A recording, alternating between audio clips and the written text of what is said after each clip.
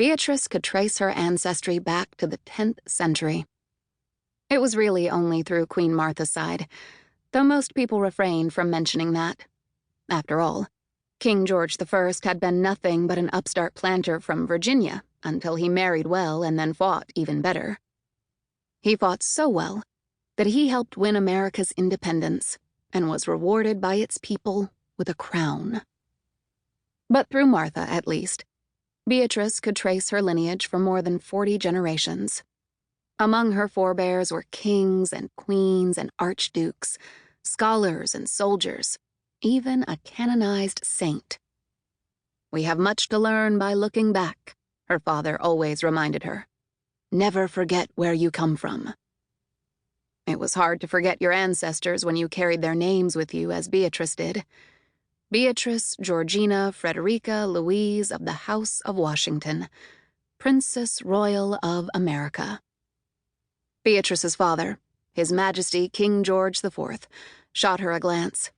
She reflexively sat up straighter, to listen as the High Constable reviewed the plans for tomorrow's Queen's Ball.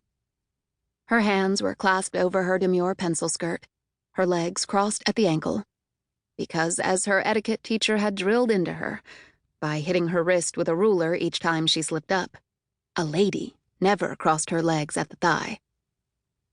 And the rules were especially stringent for Beatrice, because she was not only a princess, she was also the first woman who would ever inherit the American throne.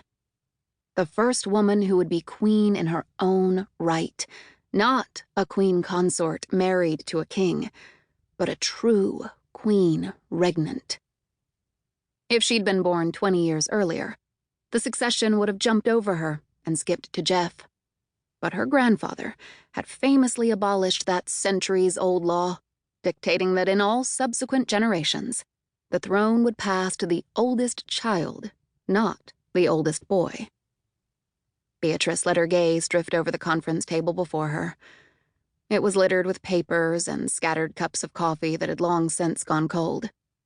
Today's was the last cabinet session until January, which meant it had been filled with year-end reports and long spreadsheets of analysis. The cabinet meetings always took place here in the Star Chamber, named for the gilded stars painted on its blue walls and the famous star-shaped oculus overhead.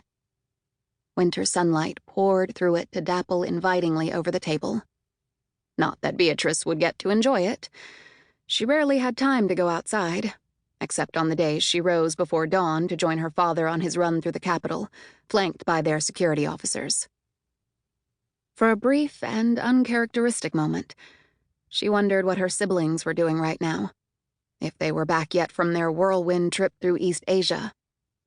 Samantha and Jeff, twins, and 3 years younger than Beatrice, were a dangerous pair. They were lively and spontaneous, full of bad ideas, and unlike most teenagers, had the power to actually carry out those ideas, much to their parents' regret. Now, 6 months after they'd finished high school, it was clear that neither of them knew what to do with themselves, except celebrate the fact that they were 18 and could legally drink. No one ever expected anything of the twins. All the expectation, in the family and really in the world, was focused like a white-hot spotlight on Beatrice. At last, the High Constable finished his report. The king gave a gracious nod and stood. "Thank you, Jacob. If there is no further business, that concludes today's meeting." Everyone rose to their feet and began to shuffle out of the room, chatting about tomorrow's ball or their holiday plans. They seemed to have temporarily set aside their political rivalries.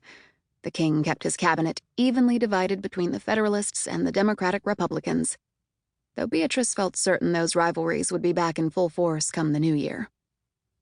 Her personal security detail, Connor, glanced up from where he stood outside the door, next to the king's protection officer. Both men were members of the Revere Guard, the elite corps of officers who devoted their lives to the service of the crown. "Beatrice, could you stay for a minute?" her dad asked. Beatrice paused in the doorway. "Of course."